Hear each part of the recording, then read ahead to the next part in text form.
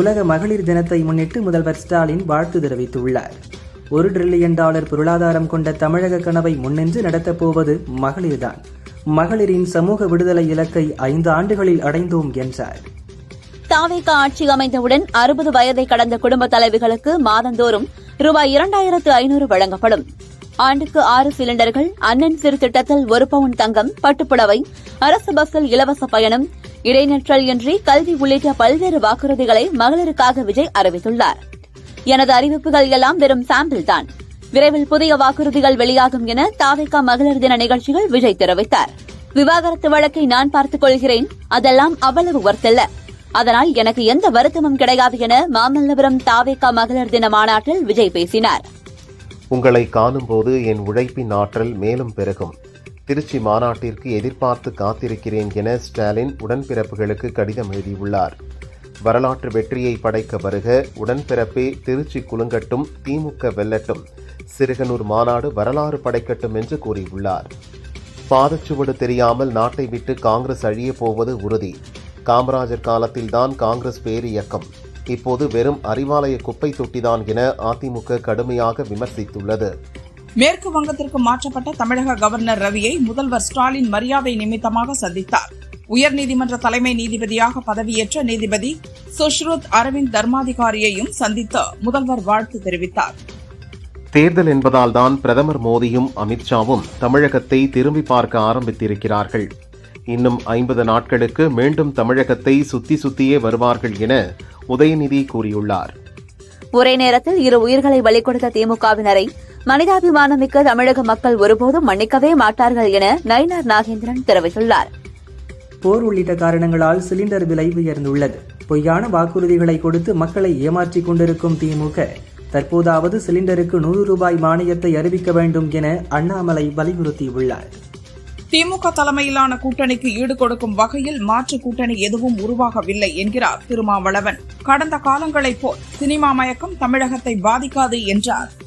விவாகரத்து விஷயத்தில் விஜய் இமேஜை திமுக கெடுக்க பார்க்கிறது என செல்லூர் ராஜு தெரிவித்தார். திமுக கூட்டணி ஒரு மூழ்கும் கப்பல் என்றார். மக்களவை சபாநாயகர் ஓம் பிர்லாவை பதவி நீக்க வேண்டும் என்ற விவாதத்துக்கு அனைத்து கட்சிகளையும் சேர்ந்த எல்லா எம்பிக்களும் பார்லிமெண்டின் மரியாதை, நடுநிலை தன்மை மற்றும் ஜனநாயகத்தின் அடிப்படை மதிப்புகளை காக்க ஆதரவு அளிக்க வேண்டுகிறோம் என மாணிக்கம் தாகூர் எம்பி கேட்டுக் கொண்டுள்ளார். அரசியலில் இல்லை என்றால் விண்வெளி துறையில் தொழில் முனைவோராக இருந்திருப்பேன் என கேரளாவில் டெக்னோ பார்க்கில் நடந்த கலந்துரையாடலில் ஐடி இளைஞர்களின் கேள்விக்கு லோக்சபா எதிர்க்கட்சித் தலைவர் ராகுல் பதிலளித்தார். நீண்ட காலமாக அரசியலில் இருந்து விலகியிருந்த பீகார் முதல்வர் நிதிஷ்குமாரின் மகன் நிஷாந்த்குமார் முதல் முறையாக ஐக்கிய ஜனதா தளத்தில் நாளை அதிகாரப்பூர்வமாக இணையவுள்ளதாகவும் அவருக்கு துணை முதல்வர் பதவி வழங்கப்பட இருப்பதாகவும் தகவல்கள் வெளியாகியுள்ளன. கேரளாவில் இன்று ஆய்வை முடிக்கும் தேர்தல் கமிஷனர்கள் நாளை முதல் 3 நாட்களுக்கு மேற்கு வங்கத்தில் தேர்தல் ஏற்பாடுகள் குறித்து ஆய்வு செய்கின்றனர். ஆய்வு நிறைவடையும் நிலையில் தமிழகம் உட்பட 5 மாநில தேர்தல் தேதி வரும் 15 அல்லது 16ஆம் தேதி அறிவிக்கப்பட வாய்ப்புள்ளதாக தகவல்கள் வெளியாகியுள்ளன.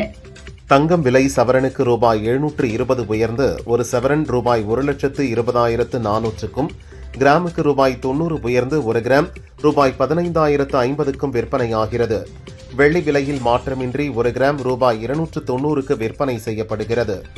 கோவை மாணவி பாலியல் வன்கொடுமை வழக்கில் சிவகங்கையைச் சேர்ந்த சதீஷ், கார்த்திக், தவசி ஆகிய 3 பேரும் குற்றவாளிகள் என மகளிர் நீதிமன்றம் தீர்ப்பு வழங்கியது. கோவை மாணவி பாலியல் வன்கொடுமை வழக்கில் குற்றவாளிகள் சதீஷ், கார்த்திக், தவசி ஆகிய 3 பேருக்கும் வாழ்நாள் சிறை தண்டனை விதித்து கோவை மகளிர் நீதிமன்றம் நீதிபதி சுந்தரராஜன் தீர்ப்பளித்தார். ஈரான் மீது ஒரே நேரத்தில் 80க்கும் அதிகமான போர் விமானங்களை அனுப்பி புதிய வகையான தாக்குதலை தொடர்ந்துள்ளதாக இஸ்ரேல் ராணுவம் அதிகாரப்பூர்வமாக அறிவித்துள்ளது. ஐக்கிய அரபு அமீரகம், கத்தார் உள்ளிட்ட வளைகுடா நாடுகளை தாக்க மாட்டோம் என ஈரான் அதிபர் மசூத் பெசஷ்கியான் கூறியுள்ளார். அமெரிக்க தாக்குதலுக்கு தளமாக பயன்படுத்தப்பட்டால் மட்டுமே அந்த நாட்டை தாக்குவோம் என்றார். ஈரானில் 3000க்கும் மேற்பட்ட இலக்குகளை துல்லியமாக தாக்கியுள்ளோம். எங்கள் படைகளின் வேகத்தை குறைக்கவில்லை. தாக்குதல் தொடர்கின்றன என ஈரானில் இலக்குகளை குறிவைத்து நடத்தப்படும் தாக்குதல் வீடியோவை பகிர்ந்த அமெரிக்க படை மத்திய தலைமையகம் தெரிவித்துள்ளது. ஈரான் தலைநகர் தெஹ்ரானை குறிவைத்து மீண்டும் இஸ்ரேலின் தாக்குதல் நடந்து வருகிறது. தெஹ்ரானில் உள்ள மிக முக்கியமான மெஹ்ராபாத் சர்வதேச விமான நிலையம் மீது இஸ்ரேல் விமானங்கள் ஏவுகணை மழை பொழிந்தன. அரபு நாடுகளை இனி தாக்க மாட்டோம் என ஈரான் அறிவிப்பு வெளியிட்டுள்ள நிலையில் அமெரிக்கா மற்றும் இஸ்ரேலின் கடும் தாக்குதல்களால் ஈரான் பணிந்துவிட்டது என அமெரிக்க அதிபர் டிரம்ப் கூறியுள்ளார். ஈரான் ஒருபோதும் சரணடையாது என அந்நாட்டு அதிபர் மசூத் பெஸ்கேஷியன் திட்டவட்டமாக தெரிவித்துள்ளார். ஈரான் நிபந்தனையின்றி சரணடைய வேண்டும் என கூறிய அமெரிக்க அதிபர் டிரம்புக்கு மசூத் இவ்வாறு பதிலளித்துள்ளார். யார் யாருடன் பேசுகிறார்கள் என்பது அமெரிக்க அதிபர் நன்கு அறிவார். இதுபோன்ற விஷயங்கள் வலுவாக எதிர்கொள்ளப்படும் என ஈரானுக்கு ரஷ்யா ரகசிய தகவல்களை வழங்குவதாக உளவுத்துறை தெரிவித்தது குறித்து அமெரிக்க பாதுகாப்புத்துறை அமைச்சர் பீட் எக்ஸட் கூறியுள்ளார். அமெரிக்கா ஈரான் போரால் கச்சா எண்ணெய் விலை 2 ஆண்டுகளில் இல்லாத உயர்வை கண்டுள்ளது. ஒரு பீப்பாய்க்கு 9 விழுக்காடு விலை உயர்ந்துள்ளது. போரால் வளைகுடா நாடுகள் எண்ணெய் உற்பத்தியை 2 நாட்களில் நிறுத்தக்கூடும் என கத்தார் தெரிவித்துள்ளது. துபாய் மீது ஈரான் தாக்குதல் நடத்தியதால் உலகளாவிய முக்கிய வர்த்தக மையமாக திகழும் துபாய் சர்வதேச ஏர்போர்ட் முடங்கியது. மறு அறிவிப்பு வரும் வரை அனைத்து வித விமான சேவைகளையும் நிறுத்துவதாக எமிரேட்ஸ் நிறுவனம் அறிவித்ததால் பயணிகள் அதிர்ச்சியடைந்துள்ளனர். கச்சா எண்ணெய் விலை உயர்வு காரணமாக பாகிஸ்தான் அரசு பெட்ரோல் மற்றும் டீசல் விலையை லிட்டருக்கு 55 ரூபாய் உயர்த்தியுள்ளது. இந்த விலை உயர்வு இன்று முதல் அமலுக்கு வந்துள்ளது. மாமல்லபுரத்தில் தாவேகா சார்பில் மகளிர் தின நிகழ்ச்சி நடைபெற்றது. இதில் பங்கேற்ற அக்கட்சியின் தலைவர் விஜய் மகளிருக்காக பல்வேறு வாக்குறுதிகளை அறிவித்தார். வரும் சட்டசபை தேர்தலில் ராஷ்டிரிய ஜனதா தளம் கட்சி இந்தி கூட்டணிகள் அங்கம் வகிக்கும் திமுகவை ஆதரிக்கும் என கன்னியாகுமரி மாவட்டம் அருமனையில் நடந்த ஆர்ஜேடி மாநாட்டில் அக்கட்சியின் தேசிய செயலாளர் சந்தோஷ்குமார் ஜெய்ஸ்வால் கூறினார். 2026 தமிழகம் மேற்கு வங்கத்தில் தேஜ கூட்டணி ஆட்சி அமைக்கும் என அமித்ஷா கூறியுள்ளார். பெண்களுக்கு சம வாய்ப்புகளையும் அதிகாரத்தையும் பகிர்ந்தளிக்கும் போது ஒட்டுமொத்த சமுதாயமும் வெற்றி பெறுகிறது. மகளிர் தங்கள் உரிமைகளுக்காக போராட வேண்டியிராத சமத்துவ உலகை உருவாக்குவோம் என கமல்ஹாசன் மகளிர் தின வாழ்த்தில் தெரிவித்துள்ளார். அடுத்த 15 ஆண்டுகள் பெண்களே தமிழக முதல்வர்களாக வர வேண்டும். 234 தொகுதிகளிலும் பெண்களே எம்எல்ஏக்களாக இருக்க வேண்டும். ஆண்கள் இதற்கு விடுவார்களா என பல கேள்விகள் இருந்தாலும் பெண்கள் நினைத்தால் எதையும் சாதிக்க முடியும் என பாமக நிறுவனர் ராமதாஸ் தெரிவித்துள்ளார். கட்சியின் பெயருக்கு களங்கம் விளைவிக்கக் கூடாது என்ற காரணத்திற்காக இவ்வளவு காலம் பொறுமையாக இருந்தேன். ஆனால் இப்போது பாஜகவிலேயே அக்கட்சி பெண்களுக்கு பாதுகாப்பு இல்லாத சூழல் நிலவுகிறது என தென்காசி நகர்மன்ற கூட்டத்தில் பாஜக பெண் கவுன்சிலர் சுனிதா கண்ணீர் மல்க புகார் கூறியுள்ளார். புதுச்சேரி வக்ஃபு வாரியத்தில் என்ஆர் காங்கிரஸ் பாஜக அரசு மாற்று சமூக உறுப்பினர்களை முறையற்ற நியமனம் செய்துள்ளது கண்டிக்கத்தக்கது. RSS சித்தாந்தத்தை பின்பற்றுவோரை உறுப்பினர்களாக நியமித்துள்ளது வக்ஃபு வாரிய நோக்கத்தையே சிதைப்பதாகும் என திமுக தெரிவித்துள்ளது. திமுக காங்கிரஸ் கூட்டணி அண்ணன் தம்பி உறவு என MLA தாரகை கத்பட் தெரிவித்தார். பத்திரிகையாளர்கள் தான் தொகுதி பங்கீடு விஷயத்தை பெரியதாக ஆக்கினீர்கள் என்றார். கடந்த தேர்தலில் சேப்பாக்கம் திருவல்லிக்கேணி தொகுதியில் போட்டியிட்டேன். இம்முறை முதல்வர் ஸ்டாலின் முடிவெடுத்து எந்த தொகுதியை சொல்கிறாரோ அந்த தொகுதியில் போட்டியிடுவேன் என தூத்துக்குடியில் துணை முதல்வர் உதயநிதி கூறினார். தமிழக அரசு மதுவை விற்றுக்கொண்டு மகளிர் தினத்தை கொண்டாடுவது முரண்பாடுகளின் உச்சம். பெண்களின் பொருளாதார சுதந்திரத்தை விட அவர்களின் தாலி பாக்கியத்திற்கும் குடும்ப அமைதிக்கும் அரசு முன்னுரிமை அளிப்பதே உண்மையான சமூக நீதி என ராமதாஸ் தெரிவித்துள்ளார். இளைஞர்களுக்கு வேலைவாய்ப்பை அளிக்கவே சிப்காட் தொழிற்பேட்டைகள் அமைக்கப்பட்டு வேலைவாய்ப்பினை ஏற்படுத்தி தந்துள்ளோம் என துரைமுருகன் தெரிவித்தார். வரும் காலங்களில் இன்னும் கூடுதலாக தொழிற்பேட்டைகள் அமைக்கப்படும் என்றார். கழகத்துக்கு நெருக்கடி வந்தபோதெல்லாம் கருணாநிதியுடன் கரம் கோத்து நின்றவர் பேராசிரியர் அன்பழகன் என ஸ்டாலின் தெரிவித்தார். கருணாநிதி மறைவுக்கு பிறகு எனக்கு ஆறுதலாய் அரவணைப்பாய் வழிகாட்டியாய் இருந்தார். 99% தேர்தல் வாக்குறுதியை நிறைவேற்றியுள்ளோம். சொல்லாத வாக்குறுதிகளையும் செய்துள்ளோம் என துணை முதல்வர் உதயநிதி தெரிவித்தார். எங்கும் போதைமயமான தமிழகத்தில் வீட்டிற்குள்ளே கூட பெண்களுக்கு பாதுகாப்பில்லாத நிலை இருப்பது கொடூரமானது. தமிழக மக்கள் தங்களை காத்துக்கொள்ளும் நாள் தொலைவில் இல்லை என நயினார் நாகேந்திரன் தெரிவித்துள்ளார். வீட்டு பயன்பாடு சிலிண்டர் விலை உயர்த்தப்பட்டிருப்பது ஏழை மற்றும் நடுத்தர மக்களை மிக கடுமையாக பாதிக்கும். விலை உயர்வை உடனடியாக திரும்ப பெற வேண்டும் என அன்புமணி வலியுறுத்தியுள்ளார். தமிழகம் முழுவதும் உள்ள ஒழுங்குமுறை விற்பனை கூடங்களில் வணிகர்களிடமிருந்து சந்தை கட்டணமாக வசூலிக்கப்பட்ட தொகையில் கடந்த 5 ஆண்டுகளில் ரூபாய் 500 கோடிக்கு ஊழல் நடந்திருப்பதாக புகார்கள் எழுந்துள்ளன என அன்புமணி தெரிவித்தார். தமிழக சட்டசபை தேர்தலில் சௌமியா அன்புமணி போட்டியிட உள்ளதாக தகவல் வெளியாகியுள்ளது. தருமபுரி மாவட்டம் பெண்ணாகரம் அல்லது பாப்பிரெட்டிப்பட்டி தொகுதியில் போட்டியிட திட்டமிட்டுள்ளதாகவும் கூறப்படுகிறது. தங்குவதற்கு வீடின்றி தவிப்பதால் விஜயின் நீலாங்கரை வீட்டில் வசிக்க அனுமதிக்குமாறு செங்கல்பட்டு கோர்ட்டில் விஜயின் மனைவி சங்கீதா புதிய மனு ஒன்றை தாக்கல் செய்துள்ளார். அடுத்த கட்டமாக எந்தெந்த கட்சிகளுடன் பேச்சு நடத்தலாம் என்பது குறித்து சென்னை அண்ணா அறிவாலயத்தில் தொகுதி பங்கீட்டு பேச்சுவார்த்தை குழுவுடன் முதல்வர் ஸ்டாலின் ஆலோசனை நடத்தினார். டி.ஆர். பாலு, பன்னீர்செல்வம், திருச்சி சிவா உள்ளிட்டோர் ஆலோசனையில் பங்கேற்றனர். இளைஞர்களின் ஆதரவு அதிகம் இருப்பதால் தேர்தலில் விஜய் 2ஆம் இடத்திற்கு வர வாய்ப்புகள் உள்ளன. அதிமுக 3ஆம் இடத்திற்கு போவது மட்டுமின்றி தமிழகத்தில் அதிமுக சந்திக்கும் கடைசி தேர்தலும் இதுதான் என காங்கிரஸ் எம்பி ஜோதிமணி தெரிவித்துள்ளார். பொன்னேரியில் நடந்த விழாவில் பேசிய சிவாஜி கிருஷ்ணமூர்த்தி சர்ச்சைக்குரிய வகையில் நீதிபதிகள், திருநங்கைகள், ஊனமுற்றோர்களை ஒருமையிலும் இழிவாக விமர்சித்தார். இதனால் பெரும் சர்ச்சை ஏற்பட்டது. தமிழகத்தில் இந்து சமுதாயத்திற்கும் சனாதன தர்மத்திற்கும் எதிரான ஆட்சி நடைபெறுகிறது. சனி பயிற்சி நடைபெற்றது போல தமிழகத்தில் திமுகவும் பயிற்சியடைய வேண்டும் என நயினார் நாகேந்திரன் தெரிவித்துள்ளார். திருச்சியில் திமுக மாநாடு நடத்தியதை அடுத்து இந்த மாத இறுதியில் தாவேக திருச்சியில் மாநாடு நடத்த திட்டமிட்டிருப்பதாக தகவல்கள் தெரிவிக்கின்றன. போதைப் பொருட்களை ஒழிக்க திமுக அரசு எந்த நடவடிக்கையும் எடுப்பதில்லை. குற்றவாளிகளை ஒடுக்குவதில், சட்டம் ஒழுங்கை பாதுகாப்பதில், போதைப் பொருட்களை ஒழிப்பதில் காவல்துறையின் செயல்பாடு பூஜ்ஜியமாக உள்ளது என பாரதிய ஜனதா செய்தி தொடர்பாளர் பிரசாத் தெரிவித்தார். தமிழகத்தில் திமுகவும் புதுச்சேரியில் காங்கிரசும் கூட்டணிக்கு தலைமை வகிக்கும் என காங்கிரஸ் மேலிட பொறுப்பாளர் கிரிஷ் சோடங்கர் தெரிவித்தார். தமிழக ஃபார்முலா தான் புதுச்சேரியில் பின்பற்றப்படும் என, ஆட்சியில் பங்கு இல்லை என மறைமுகமாக கூறினார்.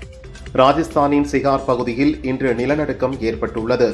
காலை 6:32 மணியளவில் ரிக்டர் அளவில் 3.5 இந்த நிலநடுக்கம் பதிவாகி உள்ளதாக தேசிய நில அதிர்வு மையம் தெரிவித்துள்ளது. அமெரிக்காவின் தாக்குதல் அச்சுறுத்தல் காரணமாக ஈரான் கேட்டுக் கொண்டதன் பேரில் அந்நாட்டு போர்க்கப்பலுக்கு இந்தியா கொச்சியில் பாதுகாப்பு அடைக்கலம் கொடுத்துள்ளது.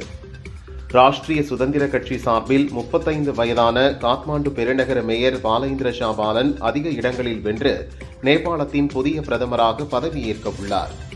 பிரதமர் மோடியின் தொலைநோக்கு பார்வையை நனவாக்க CISF வீரர்கள் துணையாக உள்ளனர் என அமித்ஷா தெரிவித்தார். இந்த மாத இறுதிக்குள் நக்சல் இல்லாத நாடாக இந்தியா மாறும் என்றார். சமையல் கேஸ் சிலிண்டர் விலையை மாதத்தின் முதல் தேதியில் எண்ணெய் நிறுவனங்கள் மாற்றம் செய்து வருகின்றன. அதன்படி 14.2 கிலோ எடை கொண்ட கேஸ் சிலிண்டரின் விலையை மத்திய அரசு நள்ளிரவில் திடீரென ரூபாய் 60 உயர்த்தியுள்ளது. இன்றைய இளைஞர்களிடம் அரசியல் அறிவை விட திரைப்பட மோகம் அதிகமாக இருப்பதற்கு ஆட்சியாளர்களே காரணம் என சீமான் தெரிவித்தார். கல்வி நிறுவனங்களில் அரசியல் பேச தடை விதித்துவிட்டு சினிமா நட்சத்திரங்களுக்கு கூடுதல் முக்கியத்துவம் கொடுப்பது சமூக சீர்கேடு என்றார். மத்திய கிழக்கில் நடக்கும் போர்ச்சூழல் நீண்ட காலம் தொடர்ந்தால் 2026-27 நிதியாண்டில் இந்தியாவின் வளர்ச்சி மந்தமடையும் என SBI வங்கி தெரிவித்துள்ளது. GDP வளர்ச்சி விகிதம் 6% சுருங்கும் எனவும் கணித்துள்ளது. தேர்தலை வெற்றிகரமாக மற்றும் அமைதியாக நடத்திய நேபாள மக்களுக்கும் அரசுக்கும் வாழ்த்து தெரிவித்துள்ள பிரதமர் மோடி, நேபாளத்தில் புதிதாக அமையவுள்ள அரசுடன் இந்தியா பணியாற்றும் என்றார். உத்தரப்பிரதேசத்தில் பள்ளி தலைமை ஆசிரியை வகுப்பறையில் தரையில் படுத்துக் கொண்டு மாணவிகளை வைத்து உடல் மசாஜ் செய்யும் வீடியோ வைரலாகி வருகிறது. அரசு வேலைவாய்ப்புகளில் திருநங்கைகளுக்கு 1% இடஒதுக்கீடு வழங்க கேரள அரசு முடிவெடுத்து இதற்கான திட்ட அறிக்கையை மாநில அமைச்சரவை ஒப்புதலுக்காக சமர்ப்பித்துள்ளது. பார்லிமெண்டில் பட்ஜெட் கூட்டத்தொடரின் 2ஆம் கட்ட அமர்வு வருகிற 9ஆம் தேதி தொடங்குகிறது. ஏப்ரல் 2ஆம் தேதி வரை இந்த அமர்வு நடைபெறுகிறது. ரஷ்யாவிடம் கச்சா எண்ணெய் வாங்குவதற்கு அமெரிக்கா விலக்களித்த விவகாரத்தில் மத்திய அரசின் நிலைப்பாட்டுக்கு சசி தரூர் ஆதரவு தெரிவித்துள்ளார். மத்திய அரசு எடுத்த முடிவுகளை மதிக்க வேண்டும் என்றார். வேலூர் ஆணைக்குளத்தம்மன் மரத்தேர் விழாவில் ஆயிரக்கணக்கான மக்கள் பங்கேற்றனர். உப்பு, மிளகு, பழங்களை தேரின் மீது வீசி நேர்த்தி கடனை செலுத்தினார்கள்.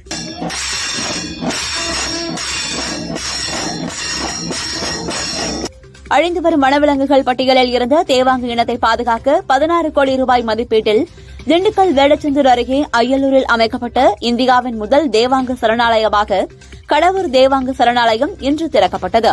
மானாமதுரை அருகே 34க்கும் மேற்பட்ட வழக்குகளில் தொடர்புடைய குற்றவாளி ஊர்காவலன் என்பவரை போலீசார் காலில் சுட்டுப்பிடித்த சம்பவம் பெரும் பரபரப்பை ஏற்படுத்தியது. காயங்களுடன் அவர் மதுரை அரசு ஹாஸ்பிட்டலில் அனுமதிக்கப்பட்டுள்ளார். நெல் கொள்முதல் நிலையங்களில் லஞ்சம் தலைவிரித்து ஆடுகிறது. விவசாயிகளுக்காக ஒரு போராட்டமும் செய்யாத இந்த திமுக அரசு எதற்காக இருக்கிறது என தேசிய தென்னிந்திய நதிகள் இணைப்பு விவசாயிகள் சங்கத்தின் மாநில தலைவர் ஐயா கண்ணூர் கேள்வி எழுப்பினார். கோவை மாவட்டம் மேட்டுப்பாளையம் அருகே தென் திருப்பதி என்றழைக்கப்படும் ஸ்ரீவாரி கோவிலில் அண்ணாமலை தரிசனம் செய்தார். கோவில் நிர்வாகம் சார்பில் அவருக்கு மரியாதை வழங்கப்பட்டது. அங்குள்ள கோவில் பசுக்களுக்கு தீவனம் வழங்கி வணங்கினார். காவிரி குடிநீர் குழாயில் சாக்கடை நீர் கலந்து வருவதை கண்டித்து நகராட்சி அலுவலகத்தை முற்றுகையிட்ட ராமேஸ்வரம் நகர் பகுதி பொதுமக்கள் நகராட்சி அலுவலகம் முன்பு தண்ணீர் ஊற்றி தங்களின் கண்டனத்தை தெரிவித்தனர். கடந்த 5 ஆண்டுகளில் 19,694 கோடியில் ஏழைகளுக்காக 4,29,394 வீடுகள் கட்டிக் கொடுக்கப்பட்டுள்ளதாக தமிழக அரசு அறிக்கை தெரிவித்துள்ளது. மானிய விலையில் நாப்கின்கள் கிடைக்கும் வகையில் முதல்வர் மருந்தகங்கள் விரிவுபடுத்தப்படும் என தமிழக அரசு தெரிவித்துள்ளது. கும்மிடிப்பூண்டி அருகே செங்கல் சூளையில் கொத்தடிமைகளாக வைக்கப்பட்ட ஒடிசாவைச் சேர்ந்த 78 பேர் மீட்கப்பட்டனர். தமிழக சட்டசபை தேர்தல் பணிகளுக்காக விசாகப்பட்டினத்தில் இருந்து துணை ராணுவத்தினர் வந்தனர். 70 பேர் கொண்ட சிஆர்பிஎஃப் வீரர்கள் சென்னை KK நகரில் தங்க வைக்கப்பட்டனர். எரிபொருள் தட்டுப்பாடு இல்லை என்று கூறி வரும் நிலையில் கேஸ் சிலிண்டர் விலையை உயர்த்துவது கண்டிக்கத்தக்கது என காங்கிரஸ் மாநில தலைவர் செல்வபெருந்தகை கூறியுள்ளார். சமையல் எரிவாயு விலை உயர்வை மத்திய அரசு திரும்பப் பெற வேண்டும் என்றார். சென்னை மெட்ரோ ரயில் நிறுவனம் விருகம்பாக்கம் அரும்பாக்கம் கால்வாயின் குறுக்கே உள்ள பாலத்தை புனரமைக்கும் ஒப்பந்தத்தை தாமஸ் ஐயாதுரை இன்ஃப்ராஸ்ட்ரக்சர்ஸ் தனியார் நிறுவனத்திற்கு வழங்கியுள்ளது. வாரத்தில் 3 நாட்கள் இயக்கப்பட்ட சென்னை சென்ட்ரல் போடி நாயக்கனூர் எக்ஸ்பிரஸ் ரயில் தற்போது 6 நாட்கள் இயக்க ரயில்வே வாரியம் ஒப்புதல் அளித்துள்ளது. காட்பாடி, சேலம், நாமக்கல், கரூர், திண்டுக்கல், மதுரை வழியாக இந்த ரயில் இயக்கப்படுவதால் பயணிகள் மத்தியில் பெரும் வரவேற்பு கிடைத்துள்ளது. திமுக முன்னாள் பொதுச் செயலாளர் பேராசிரியர் அன்பழகனின் நினைவு தினத்தையொட்டி அண்ணா அறிவாலயத்தில் அவரது படத்திற்கு மரியாதை செலுத்தப்பட்டது. துபாய் விமான நிலையத்தில் இருந்து புறப்படும் மற்றும் வந்து சேரும் சேவைகள் அனைத்தையும் ரத்து செய்வதாக அறிவித்திருந்த எமிரேட்ஸ் விமான நிறுவனம் இப்போது மீண்டும் சேவையை தொடங்குவதாக அறிவித்துள்ளது. ஐக்கிய அரபு அமீரகத்தில் நிலைநிறுத்தப்பட்டிருந்த அமெரிக்காவின் அதிநவீன பேட்ரியாட் வான் பாதுகாப்பு தளத்தின் மீது ஈரான் ஏவுகணை தாக்குதல் நடத்தியுள்ளது. தெற்கு ஈரானில் உள்ள பந்தர் அப்பாஸ் நகருக்கு அருகே ரிக்டர் அளவு 4.1 நிலநடுக்கம் பதிவானது என அமெரிக்க புவியியல் ஆய்வு மையம் தெரிவித்துள்ளது. உயிர் சேதமோ அல்லது கட்டிட பாதிப்புகளோ ஏற்படவில்லை.